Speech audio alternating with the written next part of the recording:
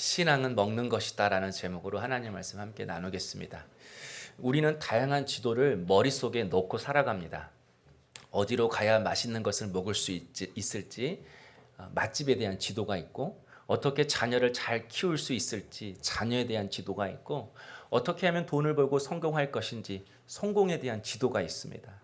또 어떤 사람과 만날 것인지 관계에 대한 지도가 있고, 무엇에 우리 인생의 가치와 목적을 두고 살아가야 행복할 것인지 행복의 지도가 있습니다. 이처럼 우리는 다양한 지도를 가지고 그 지도대로 살아가려고 합니다. 그런데 우리가 이렇게 가지고 살아가려고 하는 지도들이 세상 지도일 때가 많습니다. 세상이 우리에게 이렇게 살면 성공해, 이렇게 살면 행복해져, 이렇게 살면 잘 살 수 있어, 이렇게 세상이 그려준 지도들이라는 것입니다. 그러나 알다시피 세상은 정말 빠른 속도로 변해갑니다. 바다 위에도 길이 생기고 산속에도 길이 생기듯이 생각지도 못한 새로운 문화, 새로운 가치관, 새로운 삶의 방식들이 우리를 당황하게 합니다. 이제는 서빙이 이제 기계가 서빙을 합니다. 그래서 우리 청년들이 단순 알바자리도 못 구하게 되어 있습니다.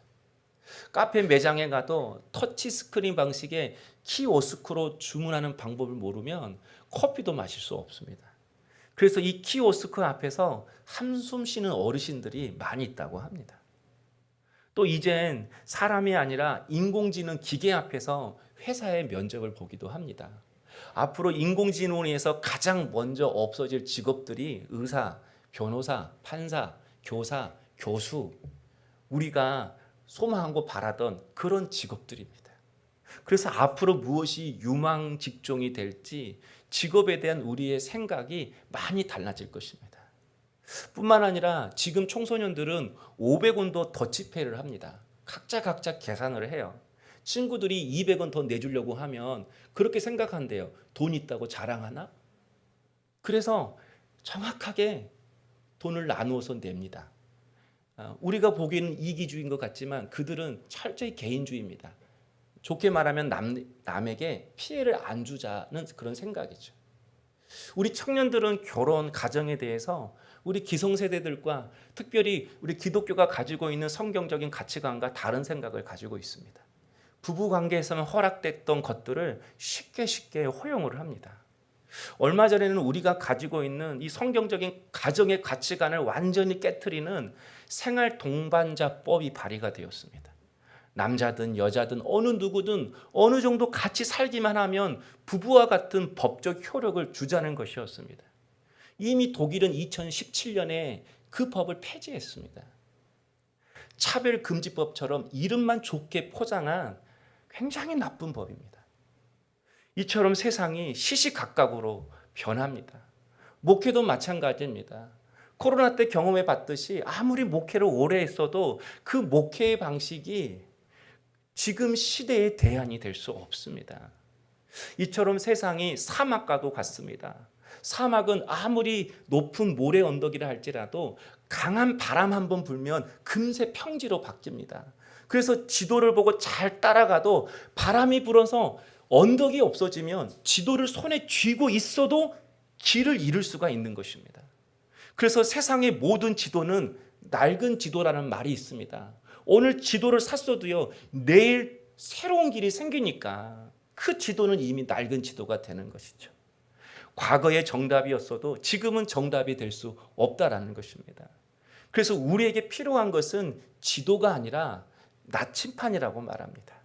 바람으로 인해 사막의 지형이 바뀌어도 그 나침판이 가리키는 그 북쪽을 향하여 따라가면 반드시 목적지에 도착할 수 있다라는 것입니다. 마찬가지로 세상이 아무리 바뀌어도 하나님의 말씀이 가리키는 그 방향을 향하여 나아가면 반드시 우리의 삶도 하나님이 기뻐하시는 인생이 될 수 있고 모두가 살아나고 모두가 그 기쁨과 은혜를 누리는 복된 삶을 살 수가 있는 것입니다. 그런 의미에서 사도 바울은 항상 하나님의 말씀이 가리키는 그 방향을 향하여 끊임없이 달려갔습니다. 다시 말해서 사도 바울에게는 분명한 삶의 목적의식이 있었습니다. 바울의 표현대로 달려가고자 하는 분명한 삶의 표대가 그에게 있었다라는 것입니다. 2절이죠. 바울이 자기의 관례대로, 여기서 관례대로라는 이 말은 습관대로 이런 뜻이죠. 사실 바울에게는 한 가지 습관이 있었습니다. 어떤 도시에 들어가든 복음을 전할 때면 제일 먼저 유대인의 회당에 들어갈 것이었습니다. 왜냐하면 그곳에 여러 명의 유대인들을 쉽게 만날 수 있기 때문입니다. 그래서 바울이 데살로니가에 도착했을 때에도 제일 먼저 유대인의 회당에 들어가서 복음을 전했습니다. 그러나 이 자기 관례대로, 자기 습관대로라는 이 말씀은 단지 유대인의 회당을 제일 먼저 찾아가는 바울이 가지고 있는 전도의 습관을 의미하는 것이 아닙니다. 바울이 왜 유대인의 회당을 찾아갔죠? 유대인의 회당을 찾아가는 것 그 자체가 목적이 아니라 바로 그곳에 있는 사람들에게 복음을 전하는 것이 바울의 목적이었습니다. 회당에 가는 것이 목적이 아니라 복음을 전하는 것이 목적이었기 때문에 그곳에 간 거죠.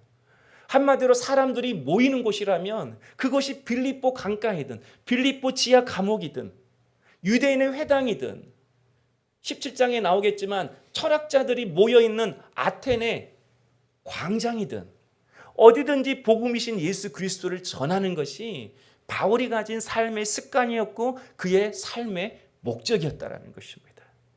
그런 의미로 여러분, 내가 항상 주의 복음을 전하겠다라고 하는 이 바울이 가진 삶의 목적 속에는 반대로 내가 예수님만 전할 수 있다면 언제든지 나의 관례, 나의 신념, 나의 방법을 깨트릴 수 있다는 뜻입니다. 내가 예수님의 뜻대로 살 수 있고 그분이 내 삶 속에서 이 땅 가운데 드러날 수만 있다면 언제든지 나의 경험, 나의 계획을 깨트릴 수가 있다라는 것입니다. 그래서 참된 신앙은 우리 자신을 항상 깨트리는 것입니다. 누군가를 바꾸는 것이 내 삶의 목적이 아니라 하나님 앞에서 나를 바꾸고 그 말씀 앞에서 나를 깨트리고 그 말씀을 통하여 내 눈에 쓰여진 그 세상의 비닐들을 하나씩 벗겨나가는 것이 내 삶의 목적이 될 때에 비로소 옳은 믿음의 방향을 향하여 우리는 계속해서 나아갈 수가 있다는 것입니다. 여러분, 그래서 나치판은 흔들리지 않으면 고장난 겁니다. 흔들리면서 북쪽을 가리켜야 진짜인 것입니다. 신앙은 항상 하나님의 말씀 앞에서 내가 깨트려질 때만이 바른 신앙의 길을 걸어갈 수가 있는 것입니다. 그래서 창세기부터 요한계시록까지 하나님의 말씀을 막상 읽어보면 나를 위로하고 평안을 주는 듣기 좋은 말씀은 사실 별로 없습니다. 90% 이상이 우리에게 순종을 요구하는 말씀입니다. 다시 말해서 90% 이상이 우리의 혼과 영과 관절과 골수와 마음의 생각을 찔러 쪼개는 말씀이라는 것입니다. 나를 깨트리는 말씀이라는 것입니다. 나를 흔들리게 하는 말씀이라는 거죠. 왜죠? 하나님이 우리를 사랑하시기 때문입니다. 우리는 죄성을 가진 인간입니다. 우리는 잘 깨어지기 쉬운 질그릇과 같은 존재입니다. 그래서 하나님의 말씀으로 우리를 찔러 쪼개지 않으면 죄성을 가지고 있으면서도 마치 의인처럼 살다가 무너지는 것입니다. 금방 깨지는 연약한 질그릇임에도 불구하고 마치 모든 것들을 다 담을 수 있고 모든 것들을 할 수 있다고 자기를 믿고 살다가 결국은 무너지는 게 우리의 인생이라는 것입니다. 그래서 하나님은 당신의 말씀으로 우리를 깨트시는 것입니다. 사실 혼, 영, 관절, 골수, 마음의 생각 다 우리 눈에 보이지 않는 것들입니다. 지금 제가 여러분 앞에 이렇게 양복 입고 그럴듯하게 서 있지만 제 영혼이 어떤 상태인지, 내가 어떤 생각을 하고 있는지, 내 마음이 어떤 상태인지 여러분은 전혀 모르실 것입니다. 그런데 중요한 것은 저도 제 자신을 모른다는 것입니다. 내가 어떠한 인간인지, 내 영혼의 어떠한 상태인지, 제 믿음의 수준이 어떤 건지 나도 나 자신을 모를 때가 많습니다. 지금 내 생각이 내 생각인지 주님이 주신 생각인지 마귀의 생각인지 혼란스러울 때가 많다라는 것입니다. 그러나 우리가 하나님 앞에 서면, 그분의 말씀 앞에 서면 우리가 벌거벗은 듯이 내 속이 다 드러나게 되는 것입니다. 그럴 때, 내 속이 드러날 때 내가 연약하고 내가 죄인임을 그 말씀 앞에서 깨닫는 그 순간 하나님, 내가 어떻게 해야 합니까? 라고 질문하게 되는 것입니다. 그리고 그렇게 하나님 말씀 앞에서 나 자신을 깨트리는 사람만이 하나님께 어떻게 살아야 할지 질문하게 되고, 그때 하나님은 우리에게 우리가 어떻게 살아야 할지 내 삶의 방향을 당신의 말씀으로 가르쳐 주신다라는 것입니다. 우리의 삶을 제시해 주신다라는 것입니다. 그런 은혜와 축복이 있기를 소망합니다. 오늘 본문에 나오는 여러분 귀부인들을 보십시오. 표현이 좀 그렇지만 4절에 보면 적지 않는 귀부인도 고난을 받고 바울과 실라를 따르니라고 말씀을 합니다. 여러분 귀부인들이 바울을 따랐다고 해요. 여기서 귀부인은 그 당시 데살로니가는 굉장히 부유한 도시거든요. 제2의 로마라고 할 정도로 권력이 집중이 되고 부가 돈이 모이는 그런 곳이었습니다. 그런데 바로 그런 데살로니가에서 부와 권력을 다 소유한 지배 계층의 부인들을 말합니다. 한마디로 부족할 것이 없는 사람들이죠. 그러니 그녀들이 얼마나 많은 것들을 누려받겠습니까? 얼마나 많은 즐거움을 경험받겠습니까? 얼마나 많은 기쁨을 그들이 누려받겠습니까? 그래서 그들은 예수를 믿을 이유도 없고 바울을 따를 이유도 없습니다. 게다가 이 귀부인에게 복음을 전하고 있는 그 바울의 모습을 상상해 보십시오. 바울은 지금 빌립보에서 167km를 걸어서 데살로니가에 왔습니다. 알다시피 바울은 빌립보에서 감옥으로 끌려가서 옷이 벗겨지고 채찍에 맞았습니다. 그래서 지금 귀부인들 앞에 서 있는 바울은 옷이 남루하고 헤어지고 얼굴과 손에 군데군데 피멍 자국이 들었을 것입니다. 그리고 167km를 걸어왔으니까 얼마나 얼굴이 탔을까요? 얼굴도 삐쩍 말랐을 것입니다. 행색으로만 보면 영락없이 거지였을 것입니다. 자신들의 수준과는 전혀 맞지 않는 사람들이에요. 그런데도 귀부인들이 이 바울이 전한 말씀을 듣고 주님을 믿고 그를 따랐다고 말씀합니다. 여러분 도대체 이유가 무엇입니까? 도대체 따를 이유가 없는데, 여러분 3절에 보면요, 뜻을 풀어 그리스도가 해를 받고 죽은 자 가운데서 다시 살아날 것을 증언하고, 이게 중요해요. 증언하고.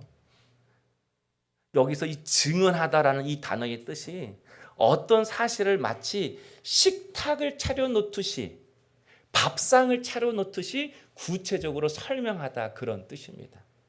요리사가 식탁을 차려놓고 중요한 사람 앞에서 어떻게 하죠? 하나씩 하나씩 음식을 설명합니다. 맛보러 갑니다. 그리고 그 맛이 어떤지 말씀해주고 이게 어디에 건강에 좋은지 다 이야기해 줍니다. 다시 말해서 여러분, 바울이 왜 예수님이 십자가에서 고난을 받고 죽으셔야 했는지, 왜 그가 다시 살아나셔야 했는지, 복음이라는 밥상을 이 기부인들 앞에 바울이 차려놓았다는 거예요. 그리고 왜 예수 그리스도가 복음이신지 그리스도이신지 그 복음을 맛있게 맛깔나게 설명해 주었다는 거예요. 그러자 기부인들이 그 복음을 들은 것이 아니라 먹은 겁니다.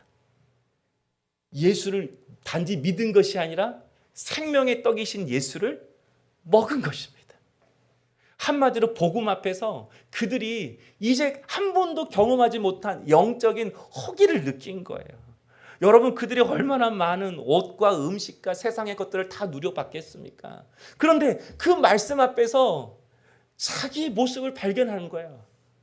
여전히 채워지지 않고, 여전히 공허하고, 여전히 만족함이 없는 자기 자신 때문에 이 복음 앞에서 영적인 배고픔을 느끼고 그들이 복음 앞에 선 것입니다. 이제까지 자신들은 배부르게 먹고 산다고 생각했는데 알고 보니까 영적인 거지였어요. 영적으로 굶주려 있었어요. 그래서 여전히 공허하고 불안하고 만족함이 없었던 것입니다. 또 그들은 좋은 옷을 입고 산다고 생각했어요. 그런데 자기 자신을 보니까 바울이 입고 있는 그 옷보다도 더 더럽고 냄새나는 더러운 죄악의 옷을 입고 있음을 그들이 깨달은 것입니다. 하나님의 말씀이라는 그 거울 앞에서 영적으로 굶주려 있고 더러운 죄악의 옷을 입고 있는 자신의 벌거벗은 모습을 바로 보게 된 것입니다. 그 많은 돈이 자신의 영혼의 상태이고 내 미래의 안정성이라고 생각했는데 지금 입고 있는 이 화려한 옷이 자신의 가치이고 자신의 자존감이라고 생각했는데 내가 영적인 거지였구나. 돈으로도 만족할 수 없는 존재였구나. 세상에 그 어떤 것으로 채울 수 없는 공허한 존재구나. 눈에 보이는 자기 자신이 전부가 아님을 깨달은 것입니다. 한마디로 자기 자신의 모순을 발견하게 된 거예요. 이렇게 하나님 앞에서 나의 모순, 나의 죄, 나의 무력함을 철저하게 깨닫는 순간 이 예수가 곧 그리스도라. 이 예수만이 나를 살려낼 수 있구나. 이 예수만이 나를 인도해낼 수 있구나. 이 예수만이 내 인생의 목적이 될 수 있구나. 예수님에 대한 믿음이 생긴 것입니다. 그래서 그 예수를 그들이 먹은 것입니다. 그래서 신앙은 먹는 것입니다. 말씀은 먹는 것입니다. 마태복음 4장 4절 말씀이죠. 사람이 떡으로만 살 것이 아니요 하나님의 입으로 나오는 모든 말씀으로 살 것이니라. 육적으로도 배가 고프면 앞이 안 보입니다. 힘도 없습니다. 영도 마찬가지입니다. 내 영도 고프면 내 혼, 내 마음의 상태, 내 생각 이걸 분별하지 못합니다. 자기의 모습을 잘 보지 못합니다. 마귀의 생각인지 하나님의 생각인지 제대로 분별할 수 없습니다. 그리고 하나님의 뜻을 알아도 그 뜻대로 살아갈 수 있는 힘이 없습니다. 그래서 바울이 그들에게 말씀을 먹여준 겁니다. 복음을 먹여준 것입니다. 뜻을 풀어 그리스도가 해를 받고 죽은 자 가운데서 다시 살아나야 할 것을 증언하고. 왜 예수님이 죽으셨죠? 우리의 죄 때문입니다. 그런데 그분이 왜 다시 살아나셨죠? 더 이상 우리가 죄의 종로로 타지 않도록 영원한 생명을 주시기 위함입니다. 다시 말해서 우리로 하여금 항상 육신의 정욕과 욕심의 낭떠러지로 떨어지게 하는 그 죄의 권세를 깨트리고 하나님이 내게 주신 그 삶의 분명한 목적 의식을 향하여 달려갈 수 있도록 주님이 이제는 우리 안에 성령으로 오시기 위해서 다시 사신 것입니다. 사랑하는 성도 여러분, 우리의 신앙이 대부분 개인적이고 이기적인 동기로 시작합니다. 뭔가 부족해서, 연약해서, 아파서, 힘들어서, 고난 때문에 다 그렇게 신앙생활 시작합니다. 부끄러울 게 전혀 아닙니다. 그러나 우리가 하나님을 알아가면서 우리의 신앙이 달라지는 것이죠. 삶의 목적이 달라지는 것이죠. 그런데 언제 우리가 그 하나님을 알아가는가? 바로 우리가 하나님의 말씀 앞에서 여호와여 말씀하옵소서 주의 종이 듣겠나이다 라고 고백할 때입니다. 여러분, 이스라엘 역사 중에서 가장 어두웠던 시대가 사사기 시대입니다. 하나님의 말씀, 하나님의 이상이 완전히 감추어진 시대입니다. 그런 칠흑 같은 그 어둠의 시대가 누구를 통하여 열리게 되었는가? 그 어린 사무엘이 그 은혜의 보좌 앞에서 여호와여 말씀하옵소서 주의 종이 듣겠나이다라고 그 고백하는 순간 그 연약하고 어린 사무엘을 통해서 그 땅 가운데 하나님의 새로운 역사가 시작된 것입니다. 동일합니다. 여러분이 말씀 앞에서 여호와여 내가 듣겠나라고 고백하는 그 순간 하나님의 새로운 역사가 다시 시작되는 것입니다. 그래서 매주 저의 목표는 여러분에게 맛있는 밥상을 차려주는 것입니다. 큰 갈치 가운데 한 토막 갈치구이 제일 맛있더라고요. 그거 여러분 한 젓씩 다 드리는 거. 그렇게 말씀을 맛있게 먹고 다시 세상으로 돌아가서 힘내며 살아가는 것. 제 마음대로 안 되지만 하여튼 제 목표는, 제 바람은 좋은 맛있는 말씀의 밥상을 여러분에게 차려주는 것입니다. 뿐만 아니라 여러분 자신이 소박하지만 소박한 말씀의 밥상을 차리셔서 먹으셔야 합니다. 우리 각자 말씀의 밥상을 차려서 성경을 읽을 때에 성령께서 직접 풀어주시는 말씀이 있습니다. 사실은 내가 성경책을 펴서 내가 밥상을 차리는 것 같지만 그렇지 않습니다. 오히려 성령께서 여러분에게 밥상을 차려주시는 것입니다. 성령께서 여러분 각자에게 풀어주고자 하는 것이 있고 주시고자 하는 은혜의 말씀이 있다는 거예요. 누가복음 24장에 우리에게 말씀하시고 우리에게 성경을 들려주실 때에 우리 속에서 마음이 뜨겁지 아니하더냐. 성령께서 직접 풀어주실 때 주시는 뜨거움이 있습니다. 그 뜨끈뜨끈한 말씀을 여러분이 먹으셔야 합니다. 나에게만 차려주시는 그 성령의 뜨거운 말씀의 밥상을 먹을 때만이 나만의 표대가 생기는 것입니다. 주님이 주시는 표대를 깨닫게 되는 것입니다. 그리고 그 표대를 걸어갈 수 있도록 성령께서 나에게만 주시는 은혜와 능력과 나만의 믿음이 있는 것입니다. 그래서 각자 맛깔나게 고유한 믿음의 색깔로 우리가 이 땅을 살아가는 것입니다. 그래서 거룩은 구별되었다라는 뜻이잖아요. 그래서 이 거룩은 단지 도덕적이고 윤리적인 그런 삶만을 의미하는 것이 아닙니다. 거룩은 구별되어졌다. 다른 사람과 똑같은 목적이 아니라 하나님께서 나에게만 주시는 나만의 고유한 삶의 목적을 가지고 나만의 그 고유한 삶의 목적을 걸어갈 수 있도록 성령께서 나에게 주시는 그 고유한 은혜와 말씀을 붙들고 주님이 걸어가신 그 길을 걸어가는 것, 그것이 여러분 거룩인 것입니다. 여러분 안에 여러분만의 고유한 믿음의 색깔, 믿음의 맛이 있어야 합니다. 여러분만의 하나님이 주시는 고유한 삶의 목적이 있어야 하는 것입니다. 배우자의 비전이 나의 비전이 아닙니다. 자녀의 꿈이 내 꿈이 아닙니다. 여러분 누군가의 꿈을 여러분이 덮을 필요가 없습니다. 하나님은 각자에게 주시고자 하는 거룩한 그 사람만의 삶의 목적을 가지고 계십니다. 그리고 그 길을 걸어갈 수 있도록 주님은 그 사람에게 필요한 믿음과 능력과 은혜를 주시길 원하신다라는 것입니다. 우리 물된 동산교회도 마찬가지입니다. 우리 교회만에 하나님께서 주시는 고유한 목회의 비전이 있습니다. 하나님의 형상을 회복하는 거죠. 하나님의 형상을 회복하는 자에게 하나님이 주시는 그 축복이 물된 동산의 축복이잖아요. 우리가 하나님의 말씀 앞에서 매일매일 나를 깨뜨리고 내 눈에 비닐을 벗겨감으로 나에게만 주시는 그 고유한 삶의 목적의식을 가지고 그 믿음을 가지고 우리가 함께 살아가는 것, 그것이 우리 물된 동산교회가 세워가고자 하는 거룩인 것입니다. 여러분 우리만의 고유한 하나님이 주시는 삶의 목적의 의식이 없으면요 항상 유대인들처럼 시기하고 살아갑니다. 왜 저 사람에게만 꿈을 주시지? 왜 저 사람 길만 열어주시지?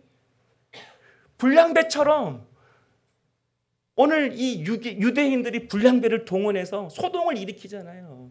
나를 향한 나에게만 주시는 그 하나님의 고유한 삶의 목적을 모르면 왜 내 삶은 이렇냐고, 왜 나는 이것밖에 주지 않냐고, 내 형편은 왜 이렇게 안 풀리냐고 불량배처럼 하나님 앞에서 난동만 부리며 살아갑니다.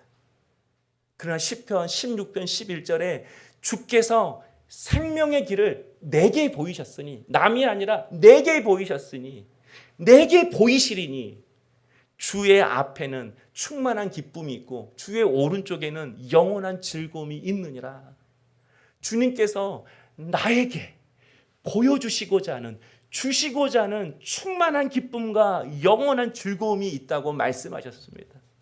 그런데 그 기쁨과 즐거움이 어디에 있는가? 주님께서 내게 보여주신 그 생명의 길 가운데 있다는 것입니다.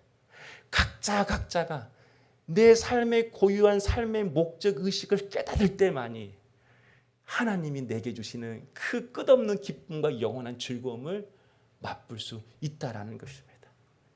그런데 그 길을 어떻게 발견할 수 있는가? 말씀을 먹을 때 보입니다. 말씀을 먹을 때 눈이 띄입니다. 말씀을 먹을 때 그 길을 걸어갈 힘도 생기는 것입니다. 여러분이 성령께서 차려주시는 그 밥상을 먹을 수 있기를 주의 이름으로 축복합니다. 지금 얼마 전 저희 교회에서 이재철 목사님 세미나 했는데 그 세미나 때 했던 말씀으로 인해서 여러분은 모르겠지만 지금 한국교회 온라인이 엄청 뜨겁습니다. 그래서 저는 덤으로 말씀 조회수가 올라갔어요. 생각지도 못한 600회 가까이. 깜짝 놀랐어요. 그 이유가 목사의 이중직에 대해서 반대 입장을 내셨기 때문입니다. 목사들은 성도들에게 여러분도 이렇게 살아보지 않겠습니까? 하고 믿음의 본을 보여주는 사람이라는 것입니다.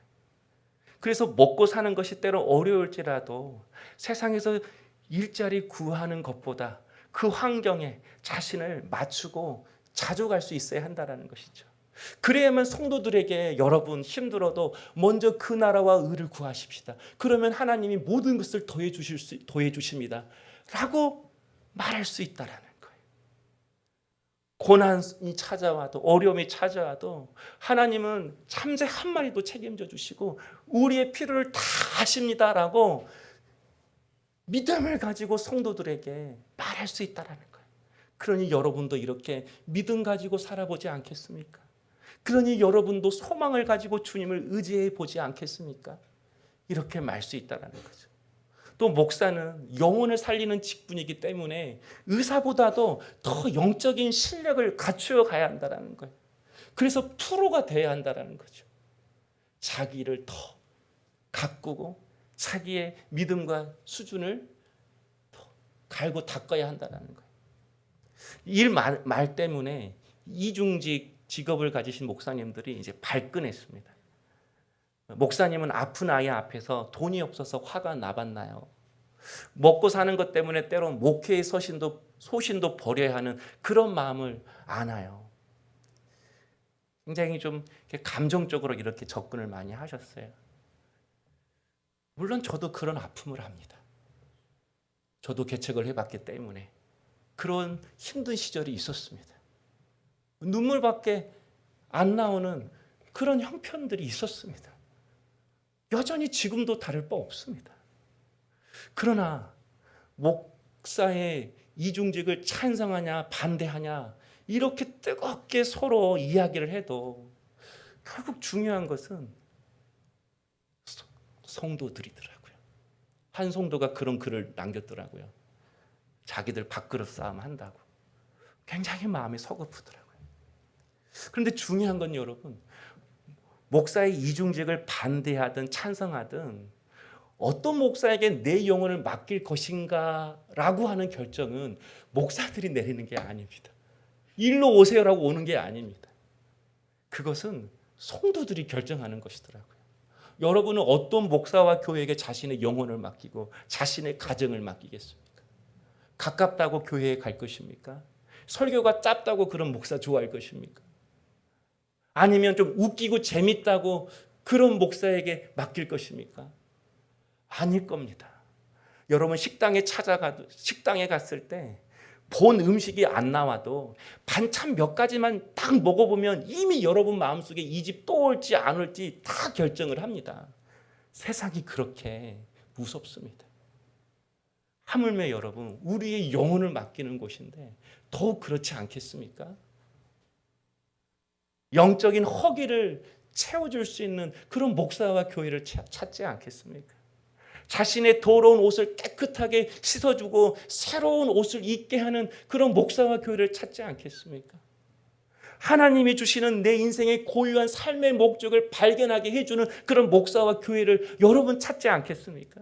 그리고 그 길을 하나님의 은혜와 능력으로 걸어갈 수 있도록 생명의 떡을 먹어주는 그런 목사와 교회를 여러분 찾지 않겠습니까? 그런데 이런 일들이 과연 온전한 헌신이 없이 되는 일이겠습니까? 그런 의미에서 여러분도 세상 사람들에게 여러분도 이렇게 한번 살아볼래요? 라고 하는 나침판이 되어주는 삶을 살아야 하는 것입니다. 우리가 바로 그런 자리에 있는 것입니다. 다음 주는 맥주절입니다. 맥주 감사절은 대개 전반기 동안 하나님께 내게 허락하신 은혜에 감사해서 드리는 절기라고 생각합니다. 그러나 여러분 맥주절은 전반기 감사에 대한 절기가 아니라 나의 첫것, 나의 첫사랑을 다시 한번 하나님 앞에 고백하는 날입니다. 하지만 대개 7월이면 연초에 시작했던 일들이 열매도 보이지 않고 때로는 그 계획들이 무산되어지기도 하고 그래서 하나님 앞에 섭섭하고 마음이 답답하고 힘들어할 수 있는 그런 시기가 7월 첫째 주입니다. 그런 의미에서 맥주절은 까닭 없이도 어려운 중에도 사실 하나님께 감사를 드려야 하는 절기이죠. 그래서 여러분, 이 맥주절은요, 믿음이 없으면 제대로 지킬 수가 없는 것입니다. 헌금 준비하겠다고 드려지는 절기가 아니라는 것입니다. 믿음이 있는 자만이 이 맥주절을 온전히 지킬 수 있는 것입니다. 그렇다면 성도 여러분, 하나님은 왜 이렇게 까닭이 없어도 우리에게 감사하라고 하시는 것입니까? 하나님 싫어하시는 게 억지로 하는 거잖아요. 그런데 왜 우리에게 예물까지 드리면서 이 맥주절을 통하여 감사하라고 하나님 우리에게 요구하시는 그 이유가 무엇입니까? 그 이유는 우리에게 억지 감사를 받으려고 하는 것이 아닙니다. 까닭이 없으면 하나님을 찾지도 않고 감사하지도 않기에, 내 삶에 고난이 오면 하나님 앞에 서기보다는 오히려 그분 앞에 난동 부리고 내 감정과 내 삶의 형편대로 내 인생을 그렇게 망가뜨리기에, 하나님은 이 맥주절을 통하여서 우리를 다시 만나주시려는 것입니다. 그래서 우리의 믿음의 눈을 열어주시기 위함입니다. 아니야, 세상은 이렇게 흘러가도 나는 너에게 너만의 내 목적이 있어. 그 일은 내가 너에게 주시는 그 믿음, 그 은혜로만 가능해. 나는 이 맥주를 통해서 인간의 눈에 보이지 않는다 할지라도 내게 주신 그 꿈을 붙들고 내가 너에게 준 그 믿음과 그 은혜 붙들고 계속 그 길을 걸어갔으면 좋겠어. 우리에게 이 마음, 이 말씀을 주시려는 것입니다. 아무리 내 삶이 어렵고 힘들지라도 여전히 하나님 앞에 내 인생에 초점을 맞추고 믿음으로 살아가는 내 모습을 우리의 자녀들에게, 너희도 이렇게 인생이 공고한 날에도 하나님을 의지하여 살아보지 않을래? 내 비록 부하지 않는다 할지라도 내게 주신 나만의 삶의 고유한 목적을 가지고 너희도 다음에 이런 인생길을 걸어가 보지 않을래? 이렇게 보여주라고 우리가 이 맥주절을 지키는 것입니다. 우리에게는요, 나는 행복해야 돼, 나는 기뻐해야 돼, 나는 아무 염려가 없어야 돼, 나는 성공해야 돼, 나는 잘 돼야 돼, 성공에 대한, 행복에 대한 강박증이 있습니다.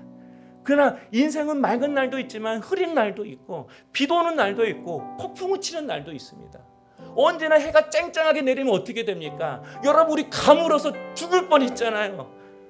해만 쨍쨍 내리면 모든 땅이 사막이 됩니다.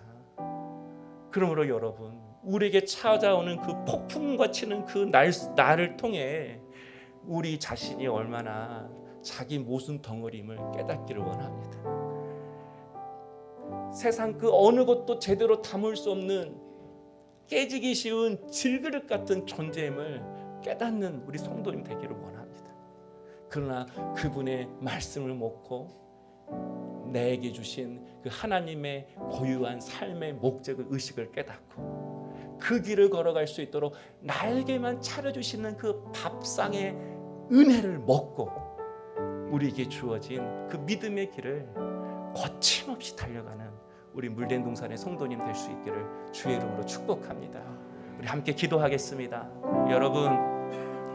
여러분의 삶의 목적은 무엇입니까? 표대는 무엇입니까? 나에게만 주시는 고유한 삶의 목적이 있습니다. 하나님, 이 시간 속에서 그걸 알게 하여 주시고 그 길을 걸어갈 수 있도록 나에게 당신의 말씀을 먹여주시옵소서. 그 길을 거침없이 걸어갈 수 있도록 힘을 주시고, 어떠한 형편 속에서도 믿음으로 살아가는 것이 무엇인지 나침반 같은 부모, 그런 배우자가 될 수 있도록 나를 이 시간 빚어 주시옵소서. 우리 함께 기도하며 나가겠습니다.